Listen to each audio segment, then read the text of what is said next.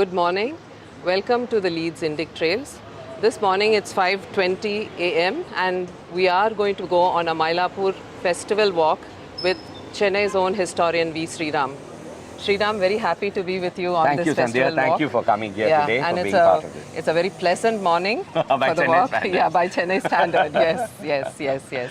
So tell us a little something about what we can expect today on the walk. This is a festival that has been on record at least from the 7th century, and therefore it's it's a celebration of a great historic tradition, and that is why it is very important for all of us to come and participate in it, because we are doing something that has been going on for several hundred years. And I have been doing this walk for the past 5 or 6 years now. Every year during the festival, I select one particular day when I take people around the 4 streets of Mylapore and explain what really happens during the 10-day festival. So that is what is going to be seen in today's tour. That's wonderful, Sriram. This is an unbroken continuation of a very old custom by yourself, unbroken for 5 years. So we now look forward to the walk. The Panguni Uttram, here they follow the movement of the moon. So what happens is on full moon night, they conduct the wedding, and on that day it culminates. The other temples follow the star. So this year Panguni Uttram comes 2 days before. Today is Ailyam, right? So yesterday was Ailyam. So Makam Puram Uttram. Day after tomorrow should be technically the wedding, but it takes place 2 days later in the Kapaleshwara temple, because it follows today is Dwadashi, Trayodashi, Chaturdashi. So 4 days later we have the wedding here. That's the only difference.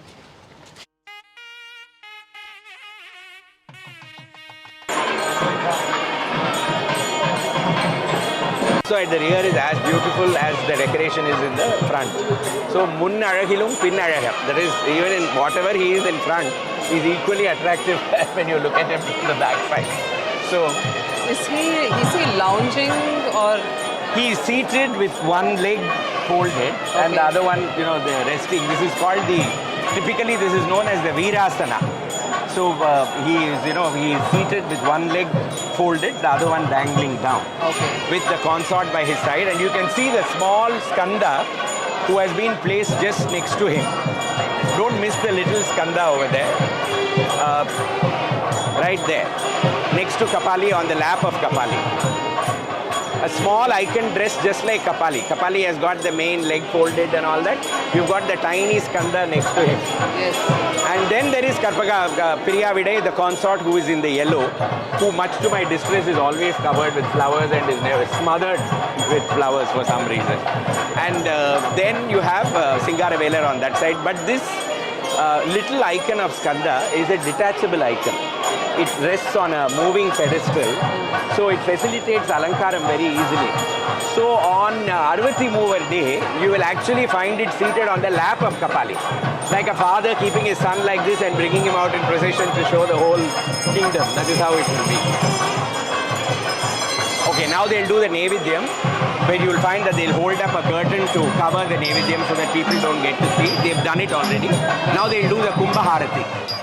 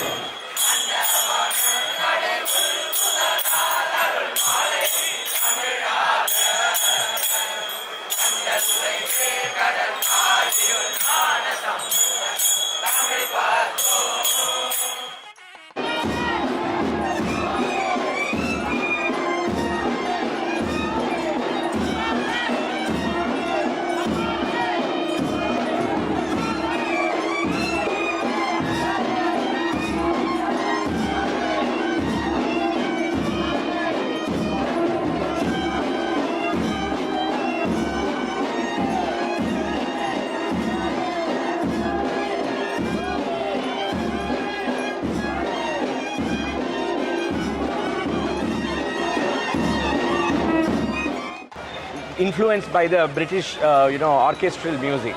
And Mutaya Bhagavatar lived just here, where you have these Vignesh Puja stores and Indra metal stores and all that. The upper floor was Muttaya Bhagavatar's house and the lower floor was T.L. Venkataramayya's house. And probably he may have composed it while here, which is why, we still perform that particular piece year after year without fail. The other is that this Yerada Malaidanile Miha Joraha Kaudari Rendu.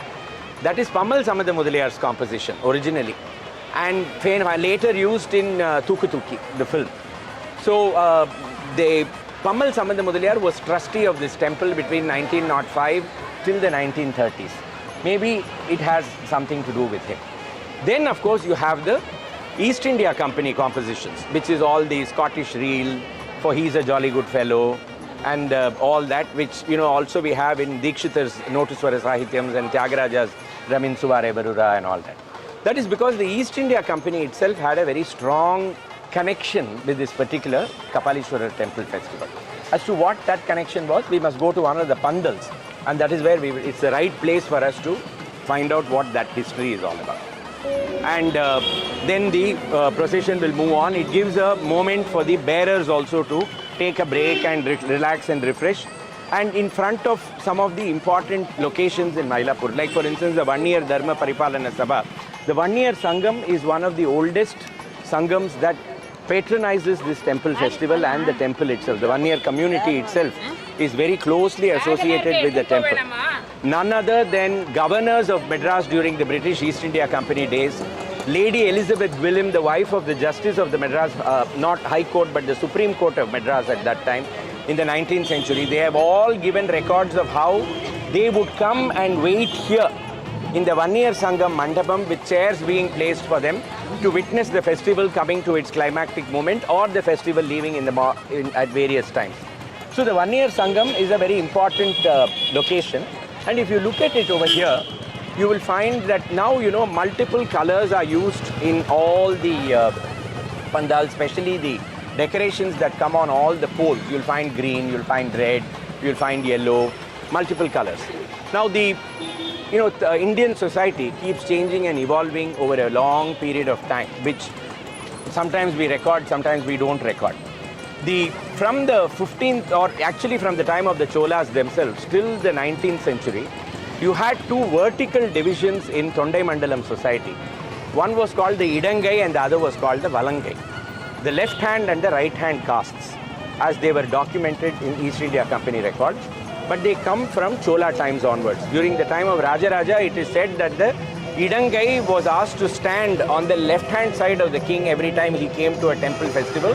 Valangai would stand on the right hand side of the king when he would stand. It was a vertical division, not a lateral division of society. The Brahmins, of course, were considered themselves to be above everything, and they fomented all the trouble between these two divisions in society, and these two divisions were perpetually fighting each other. So you had the Brahmins, you had the Kshatriyas, and then you had all the others, the Mudaliyars, the Nadars, the Naidus, the Tevars, and then these were all the principal communities that formed the Idangai and the Valangai. So by the time the East India Company came, they understood the horizontal division, but this vertical division was something that was completely beyond their comprehension. And the left hand and the right hand castes had the right to put up alternating pandals. The left hand would put up 5 colors: red, yellow, blue, green, and one more which I have forgotten. And the right hand would put up only one color, which was white. Now things were going on a little dull, right? When everything goes on fine, it's very dull. You need to churn things up a little. And then we will see a little bit about the temple chariot, and then we will go further down the road. Stinky areas are part of our heritage. The stinkier, the better. As I said, the temple festival starts we have records from the time of Gnanasamandar, and then from the time of Gnanasamandar onwards, there are sporadic references.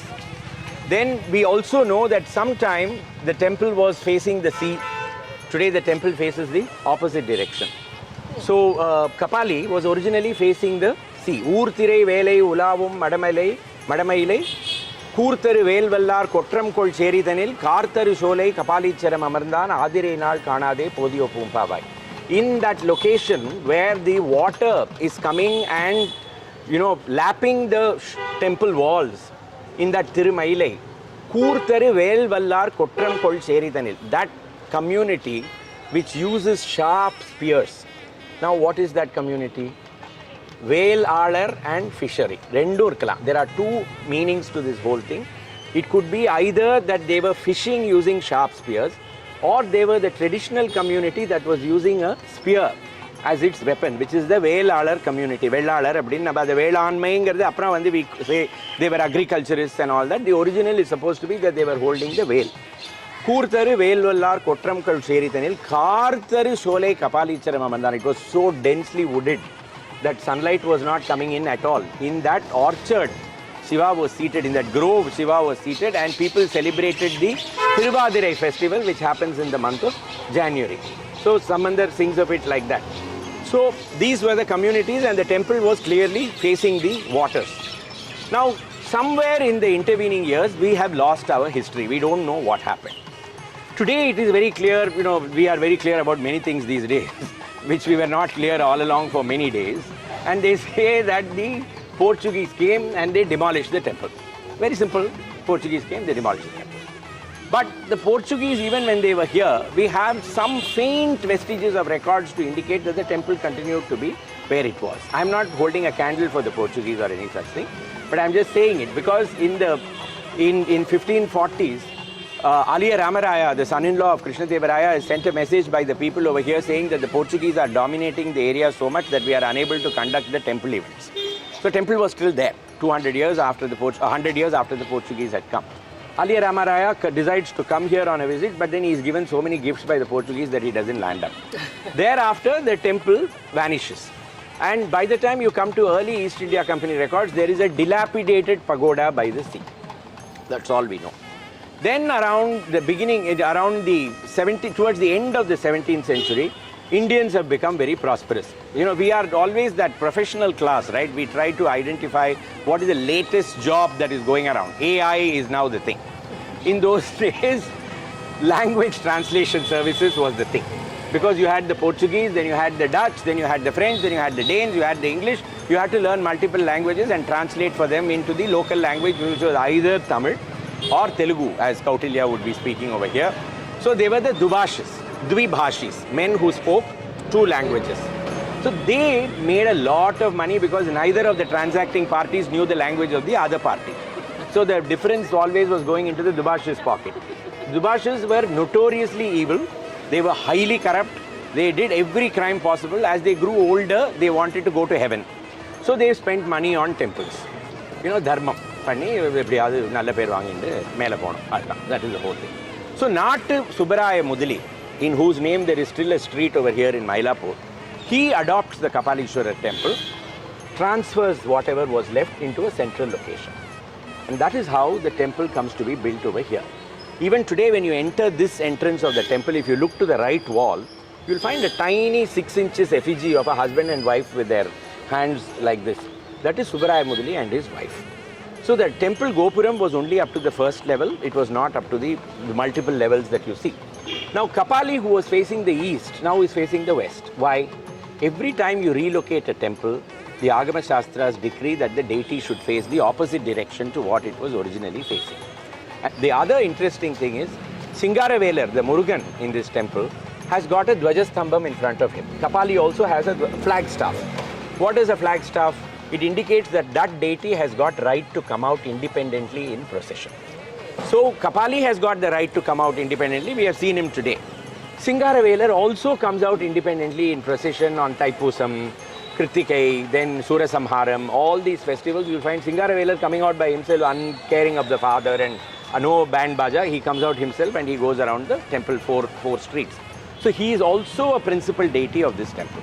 So in the 15th century, when Arunagirinathar comes here and composes his Tirupugal, it's all dedicated to Singaravelar. He makes no mention of Kapali and Karpagam. So clearly they were still there.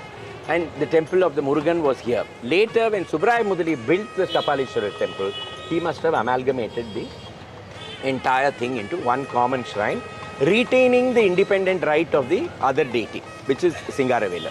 Which is how today you have two different deities coming out in procession at different times of the year. Now there are 10 days, as I said. So Subbaraya Mudali completes everything and he builds the temple. Subraya Mudali, as he dies, he hands over the administration to two people, Ponnambala Vadyar and Kanakasabai Pandaram. Now, what is the first street called just next to the temple? You were all standing there watching the deity going in. Now, this is Sannadhi Street, this street. There's a street that cuts it perpendicularly. That is called Ponnambala Vadyar Street. So, that commemorates the first administrator of the temple. And Ponnambala Vadyar's family came from a village called Tandarai, which is even today in Uttaramerur near Kanchipuram. And the Tandarai Vaidyar, they were a family that practiced traditional medicine. And in 1917, Tandarai Vaidyar, the then Tandarai Vaidyar, donated a very important mount to this festival, which is called the Adhikara Nandi. On the third day, you have Shiva coming out on a magnificent kneeling silver-coated Nandi. Huge Nandi. I'm not, where's my, Sharda, you'll find the photograph in the phone. You can, if possible, you can put it up on the group. So the that Adhikara Nandi mount was given by Tandarai Vaidyar. And so that becomes a very important, even today the Tandarai Vaidyar family will be invited on that day in the morning. Traditional honors will be given to them. And they take care of the cleaning and the polishing of the mount before the mount is brought out on the third day. Now, Nat Subraya Mudali, all that happened. 60 years later, after Nat Subraya Mudali had gone away, Kanakaraya Mudali, who was called the Kokinopoli of the East India Company, which basically means Kanakku Pillai of the East India Company. He was the accounts manager of the export warehouse of the East India Company, the Kokinopoli. He takes up he adopts this temple, and he writes in his records that the four streets had become completely narrowed down. People of various communities had built houses over here. I had to purchase the entire land on behalf of the temple, broaden out the streets, and then build a car for the temple. So this is the chariot that you see. On the 7th day in the morning, that is tomorrow in the morning, Kapali will come out in this chariot. And this may not be what Kanakaraya Mudali built. It may have come back over a period of time, people may have modernized it. But the scale and proportion of the chariot has remained more or less the same. Tomorrow early in the morning, Iraivan Ther Erudal, that is the Lord climbing onto the chariot, will be a very important event. By around 4:35 in the morning, crowds would have collected over here. And the deity will be brought in procession, and you see this four-pillared pavilion here. Ironically, the neighbor is an Iyengar. Terrible, isn't it? This mixing of communities, horrible. I mean, where is that old-fashioned time when all castes had their independent places? It's terrible, terrible. So Iyengar of all people now owns this property. And here you have the four-pillared mandapam. And the deity will be brought there, and you see a wooden ramp has already been placed over there. Kapali will be then placed onto that particular stand, which you see right in the middle. And then the Alankarams will start. Today it is just the four yalis on all sides, and there is only one Dwarapalaka. On this side there will be other Dwarapalakas. You will find that they are all being prepared down there. They are all placed over there. Work will be going on throughout the day. Tomorrow when you come, you will find that the whole chariot has changed. There will be applique work cloth placed right through on top. This blue color will not be visible. There will be applique work photographs over there. I mean paintings, and cloth will be all amber. Beautiful chariot it will become by that time. And Shiva, when he comes out, will be in a very special outfit. He will be holding a ruby encrusted bow and arrow in his hand. This is a picture which Sharda is just now putting up, dating to 1929 of this chariot. And there is also a color photograph which I'll try and locate later for you. You'll see it now on your WhatsApp group thing. And so the deity Shiva will be seated with Parvati on one side. He'll be holding a bow and arrow like this, and he'll be pointing it to the sky. Brahma will be his charioteer, seated in the front of the chariot. And it is said that Vishnu is the arrow, and the sun and the moon are the wheels of the chariot. Now the reason is Shiva is coming out as Tripura Samhara Murti.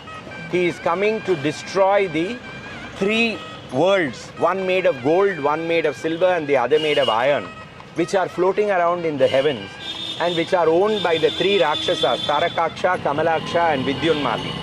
And the three worlds have got a power that they can be destroyed only by a single arrow, and only when the three of them come in alignment with each other.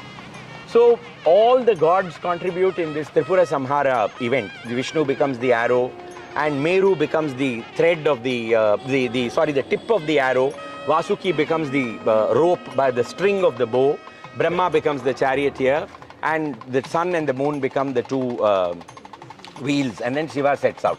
At that particular moment, when the three come in position, he raises his arrow, but with one smile, he destroys the three worlds into ashes. Muthuswami Dikshitar says, Hasana Jita Tripuradi Samharanam. That is, with a smile, he just destroyed the three worlds. So that is what Shiva is doing tomorrow when he comes out in procession. Now, the temple festival itself is about involving all the communities. It's not about this is being meant for one or for the other. Now, tomorrow's festival, pulling the ropes, and you will find that each rope is probably double the size of this in thickness, is given exclusively to the fishermen community, people who live by the seaside. They are the people who will come and pull the temple chariot.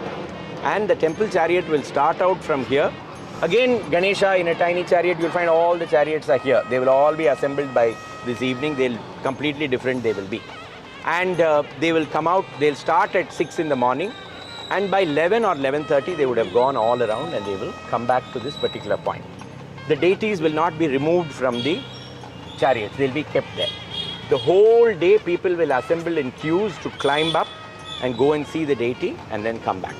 At 6 in the evening, with Nagaswaram and band and everything, the deities will be brought out from the chariot and then taken into the temple. This is always the 7th day of the temple festival. For temples that follow the moon, this becomes the 7th day of the festival. For the temples that follow the stars, this is always done on Ailyam, which is why yesterday in Tiruvarur, the chariot festival happened. In Dikshitar's Tyagaraja Mahadvajaroha, he says, Aslesha Maharatha Sthitim. When the star of Aslesha is in the ascendant, you are in the chariot.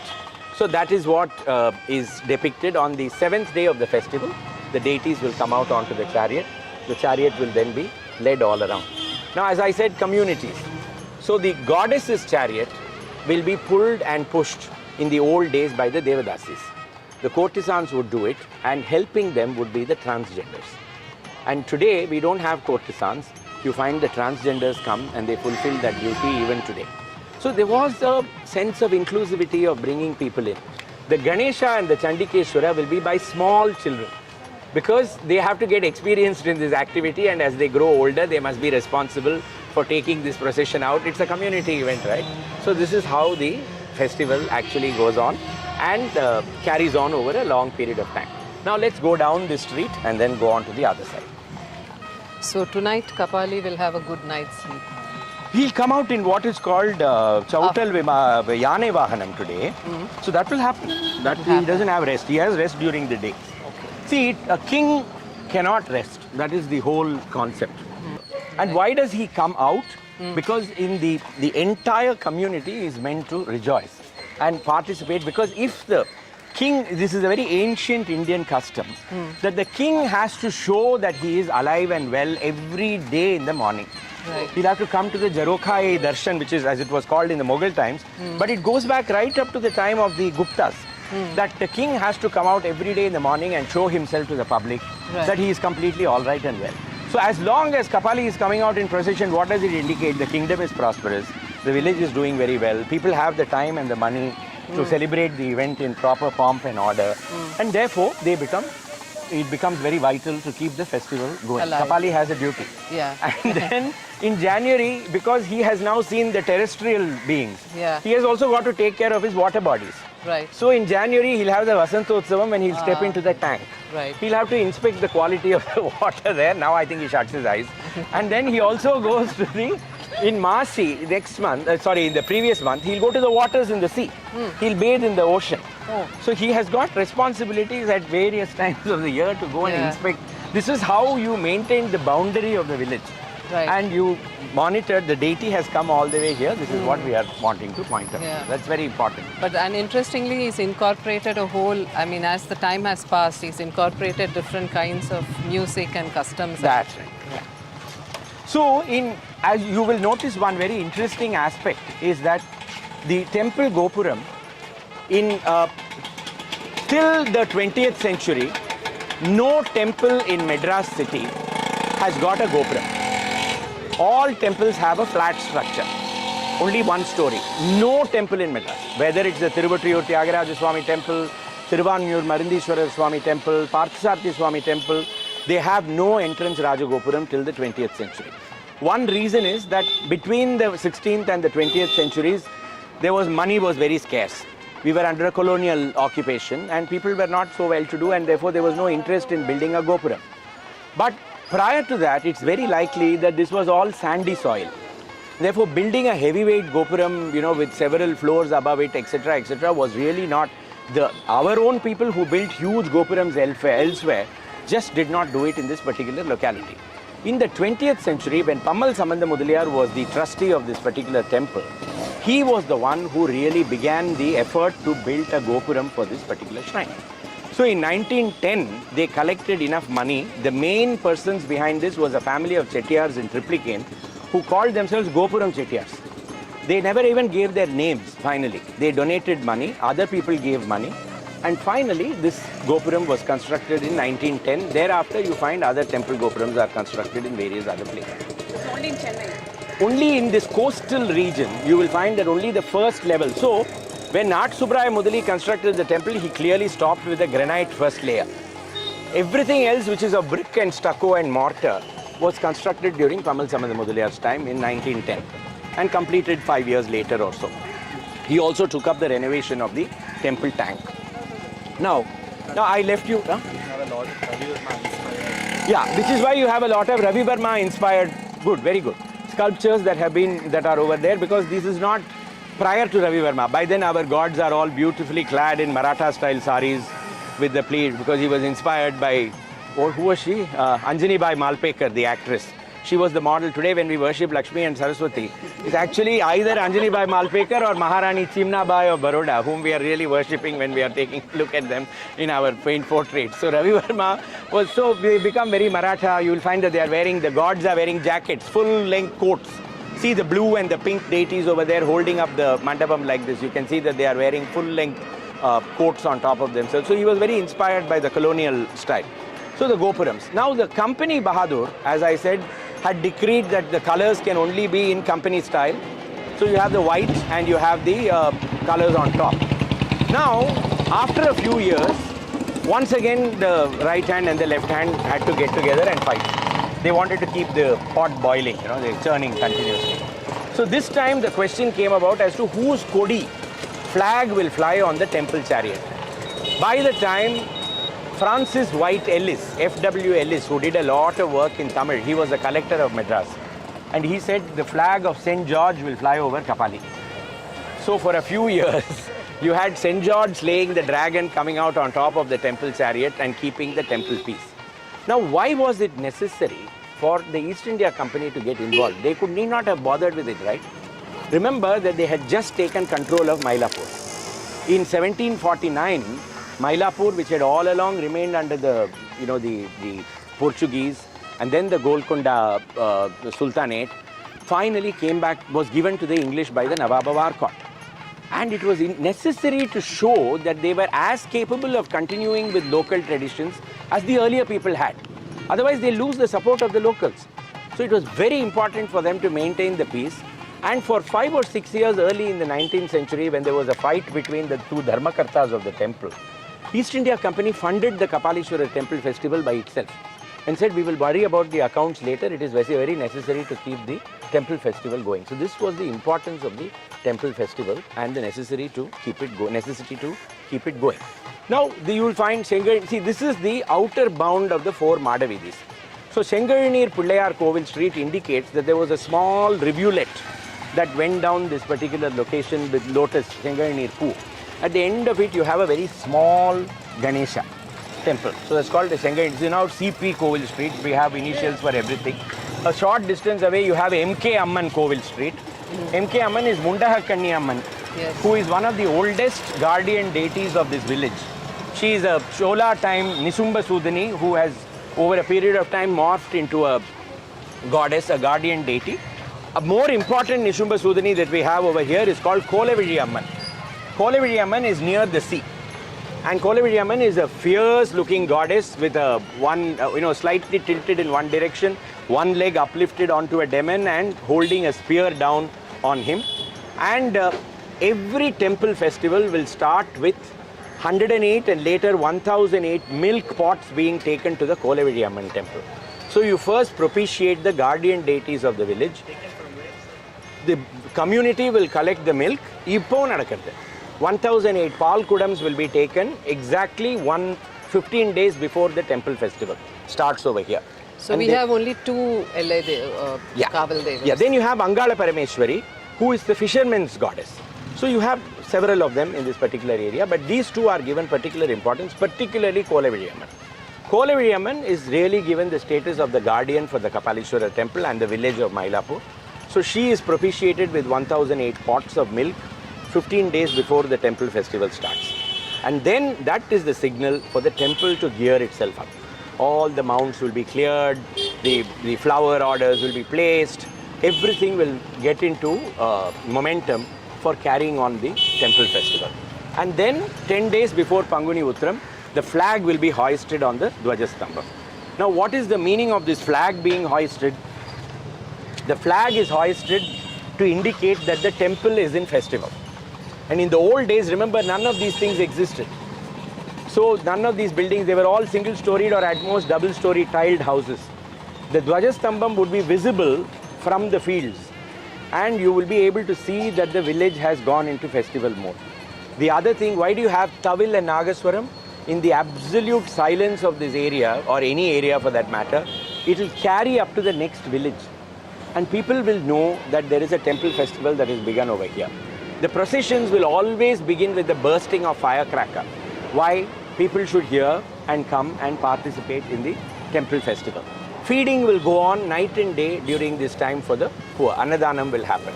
On the 10th day after the marriage of Kapali and Karpagambal, there will be a final procession and then the flag will be brought down. That is called Dwaja Avarohanam.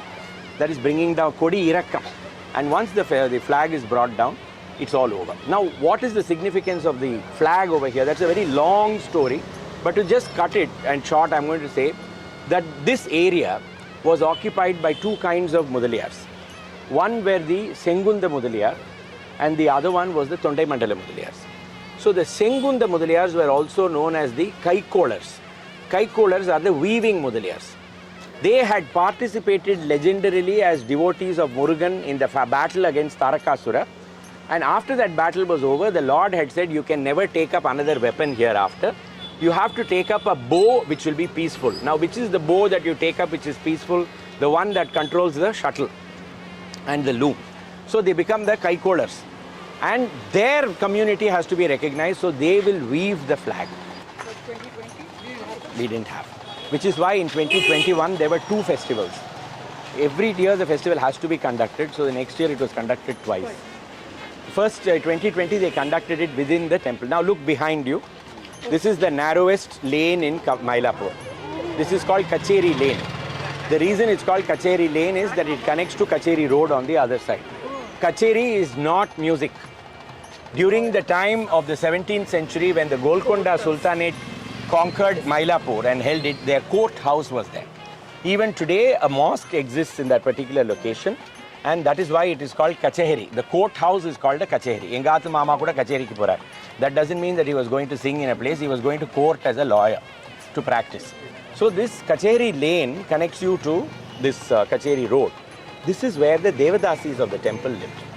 They had, as I said, a very important role to play in the conduct of the temple festival. What do you see here? You see the temple's office entrance. In the old days, this was not the temple office entrance, this was the Devadasi entrance. So Devadasis will walk across, enter the temple like this during Utchakalam and Saya Rakshay, perform their dance, collect what is the prasadam that has to be given to them, and they will come back through this particular lane back to their houses. Some of the old Devadasi houses are still there. They are now temple priests' houses.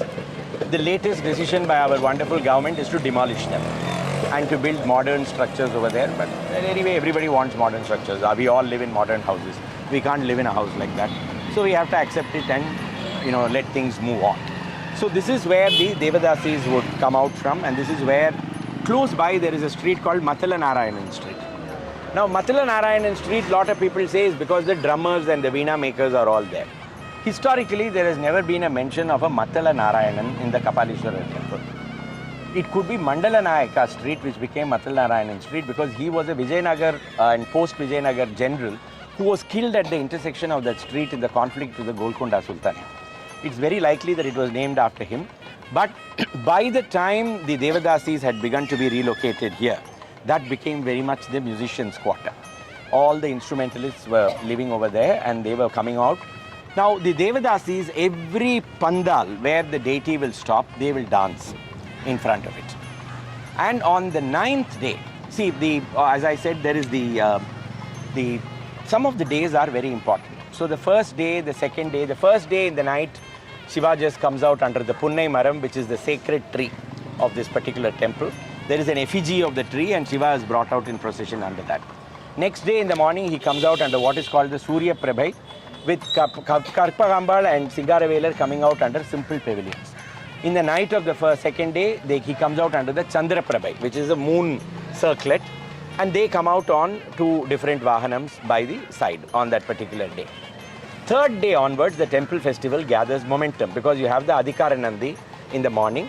Adhikaranandi and Karpagambal on Gandharvi playing the veena and Subramanya Swami on Gandharva playing the veena.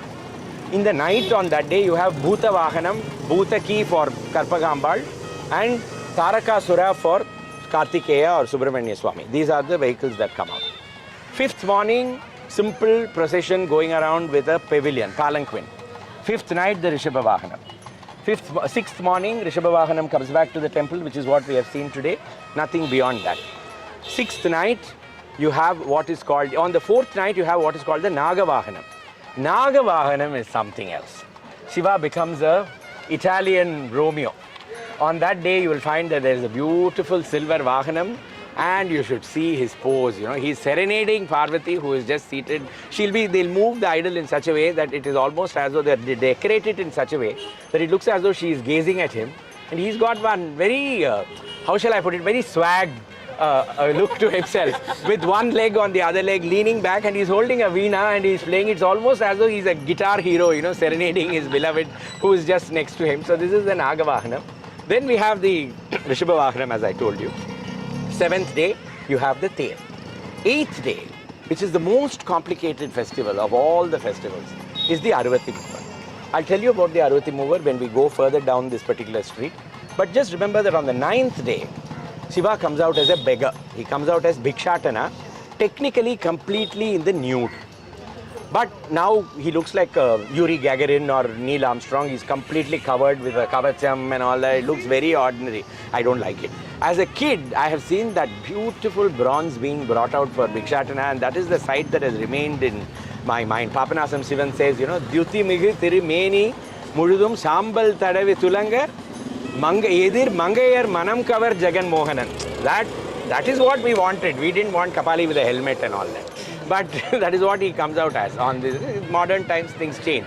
So on the 9th day when he comes out, the Devadasi Dorekan would dance as Bhikshatana coming in front of the procession. She would be dressed as Shiva and people would wait for it in the 19th century. And Dorekan is patron and she had a very happy life together. She had 8 children through him, and then she died. And just as she died, he went blind around the same time. And people told him that you could get yourself treated. It's after all an eye ailment that can go. He said, when this eye cannot see Dorekan, what is the point in having my eyes treated? I'd prefer to remain blind for the rest of my life. The last Devadasi was Dorekan's daughter, Mylapore Indic. She used to live here and she would come out on that particular day and perform. Till 1929, when the anti-Nach movement, the anti-Nach bill was passed, the first thing the temple did was evict Mylapore Gauri to the streets. Gauri Ammal finally died with the public funding her funeral. That was the end of Gauri Ammal's life. With Tattat Tala Mridanga Geeta Sahita. Appropriate Tala, Mridanga and music. Nrityat Padamborham. They are dancing and they are performing the Arati. So this is what he says in his Mantra Matrika Pushpamala Stavam. Today you saw the fat priests doing the Kumbha Harati. It doesn't feel the same. But you must remember that the Devadasi system had its evils. I'm not a champion of it or any such thing. It had to go, it went. But the complete removal of interesting traditions is what sometimes makes you wonder whether was that not a more interesting phase of life to be. Let's go. So, A.K. Ramachandrayar used to live in one of the houses over here. Now everything has changed. I can't even recognize it. But Ramchandra Iyer was a very successful entrepreneur. He ran what was called the Midlands Theatre in Mylapore. He was the man who brought the Parker pen to Madras, Coca-Cola to Madras, and he had a leopard as a pet, which on certain days would bite its tether and run down North Mada Street. Now, Ramchandra Iyer was the man responsible for the conduct of the Nagaswaram processions of the Kapalishwara temple. He was also the man who ran the Bhajane tradition of the Kapalishwara temple with an autocratic hand.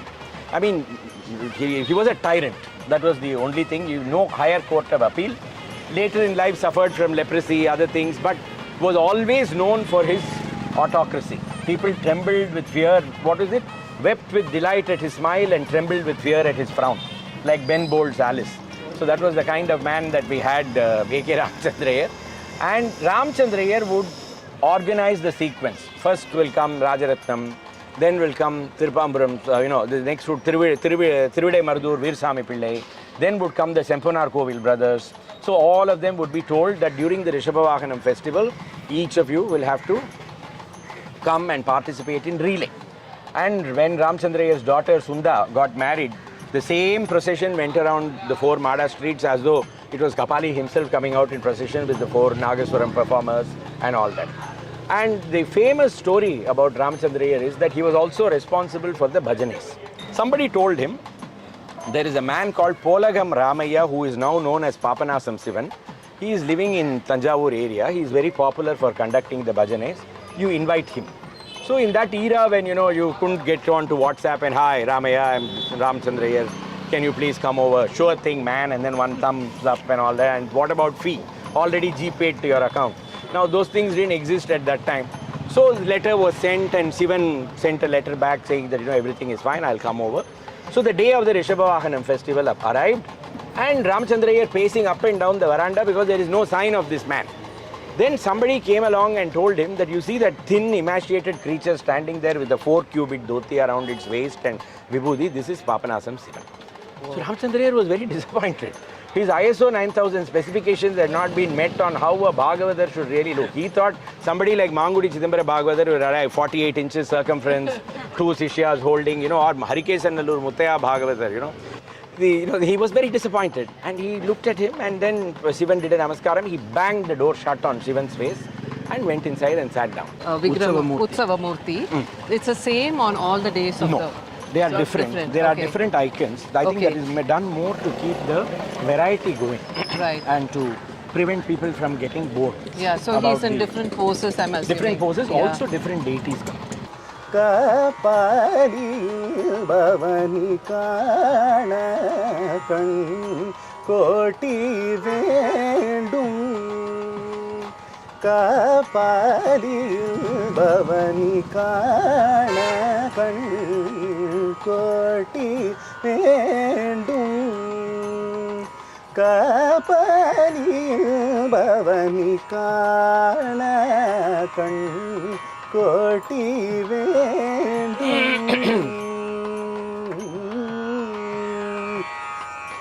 So one was called Meesha Mama and the other was called Pal Mama. Meesha Mama with big military moustache, he will start with his tambura and start going around the temple. Even if nobody else had come in the morning, he would have a notebook with which he will start singing. Then people would slowly begin to gather. Sivan would come. Sivan was a chronic asthmatic.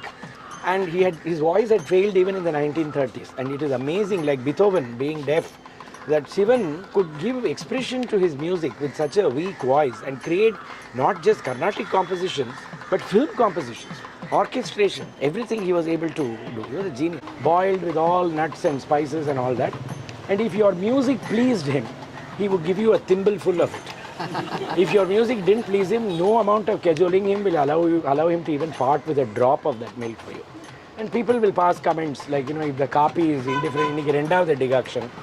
And they would all come out and wait for Sivan to come. A moda will be brought. Sivan will sit because January had come. He went home and told his wife, over. I have conducted my last bhajane. And that year in October, he passed away. And for a man whose first composition was Unnai Tudikya Arulta, give me a boon that I should sing of you all the time. The last song was Paadi Alittenaya. I have become tired of singing. When is your grace going to come? This was the last composition. Shivan was the saint of Mylapore. After Samandar, Shivan. And lots of people have said Tyagaraja didn't come to Mylapore, Dikshitar didn't come to Mylapore. A friend of mine who sadly no more once told me, they all cleared the way for Shivan to come. And they said, somebody is coming, he'll come, his time will come, he'll then compose.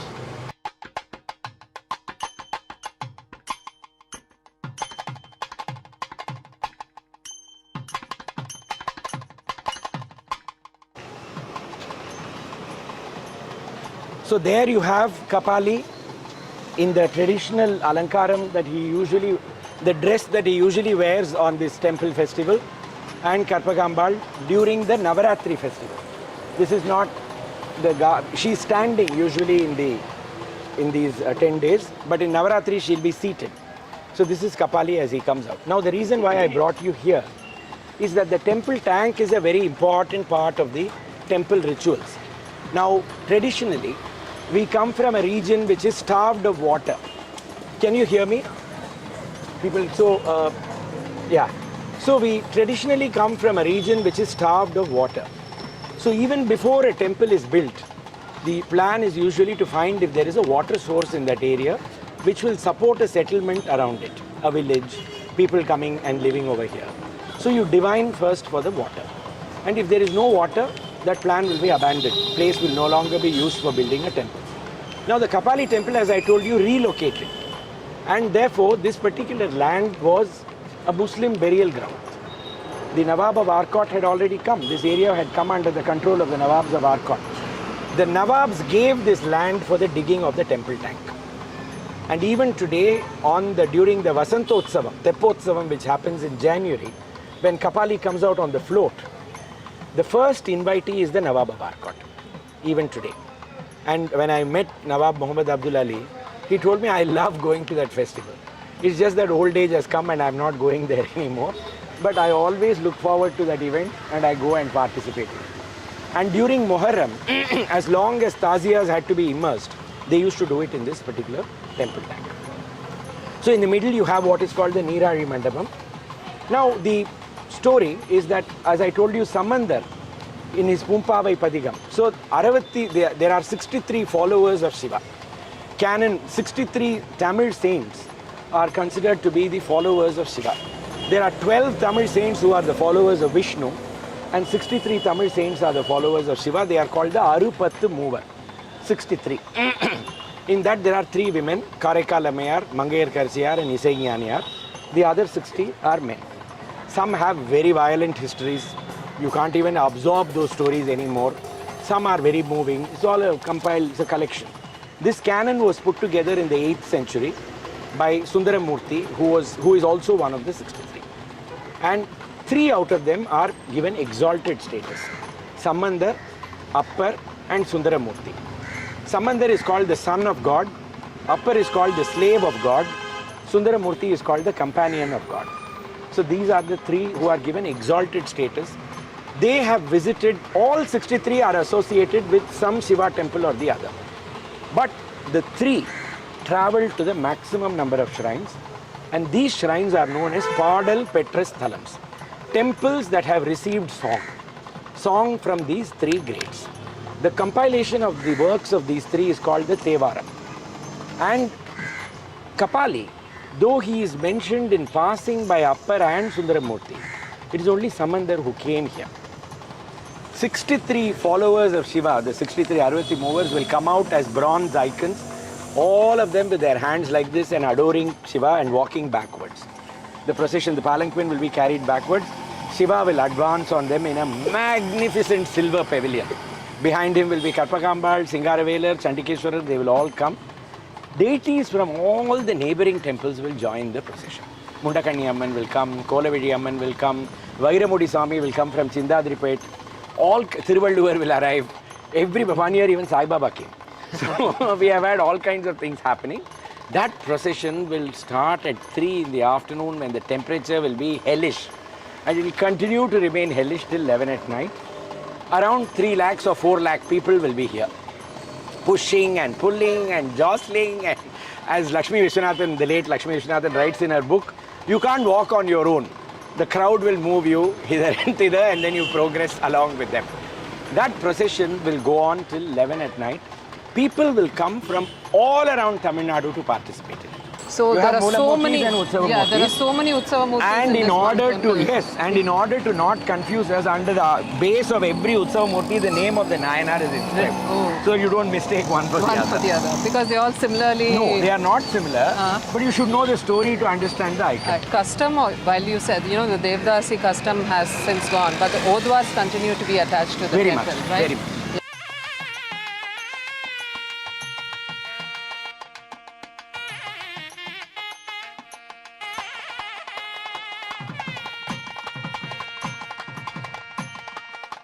This was the other Mudaliyar group, so he decided to give it to them. Now this man had spent his whole life collecting dolls and portraits and puppets, leather puppets. And all of this he decreed should be brought out when the temple festival happens, and this place should be kept open during the time of the temple festival. So every day in the morning and in the evening when Kapali starts, they will open up the doors. And then you can go in, you can see the doll exhibition, dolls going back to the 1850s. Now of course painted and restored and all that, not very well. But you can see these are all leather puppets that they have put up over here. Modernized, but leather puppets whose core goes back to the time of Vinayaka Mudaliyar himself. And he died in 1863. Thereafter his sons have carried forward now the tradition. It's used as a Kalyana Mandapam on days when it is not used for the temple festival. And when the god comes over here, Kapali will stop here, except Deeparadhane. Two other stories I must tell you before I complete. You see that stone hanging on top of that. What is that stone and why is it there as a counterpoise? To hit Kapaliya. That is Saki Nayanar Kade. No, it's not that. This is again in Tanjavur Jilla. You have a custom when the deity comes out in procession called Poo Soridal. Poo Soridal is nothing but having an angel with a receptacle in its hand in which flowers will be placed. And then you swing the angel 3 times, and in the 4th swing, the angel will upset the flowers on the deity. So this Poo Soridal, you will find that every time Kapali comes out in procession, 2 angels will be brought out. Every mandapam, they will ceremoniously tie the angel. People will pay money, the flowers will be placed over there, swung, pour flowers on the god, go back. This is what will happen. Then on the other story that I wanted to tell you was the 7th day, you will find when the chariot comes out, the whole of Mylapore will come again, because when God comes out in a chariot, you must see the chariot in motion. This is important. Ther naharrada paakana. You should not see it when it's stationary. You should see it in motion. So people will come out and they will throw salt on the ground in order to provide grit for the chariot wheels to move. Turning the corner is a very, very difficult activity. So you will have a sloping counterpoise, huge one, which will be placed under the wheels, and that will provide the traction for the chariot to move around the corners. Now, the Kapaleshwara temple, as well as most South Indian temples, have a mechanical chassis today developed by BHEL. And that is the one that really enables for smooth movement. And who do you think was the father of this? Mu Karunanidhi. His Thiruvarur temple festival had stopped for 35 years. And he wanted to revive it in the 1970s. And they said that negotiating that chariot, have you seen the Thiruvarur temple chariot? It will span from that street to that corner. It's such a humongous chariot. It is impossible. It had been stopped for 35 years because nobody could move it, negotiate it. So he got BHEL to develop a mechanical chassis whereby the temple festival would get revived. And thereafter, all temple chariots. On the 10th and final day, Shiva gets married to Parvati under the full moon inside the Kapaleshwara temple. Then in the night, he and Parvati come out on Ravana, that is known as Kailaya Urdi. And oh, you should see it. And the music is only one clarinet being played for it, just one clarinet. They will go all around the temple. When they come back, the flag will be lowered. And with that, the temple festival comes to an end. Our tour also comes to an end, and we have to go for breakfast. We'll have a group photo. Now there is a vehicle that has come and stood there very helpfully.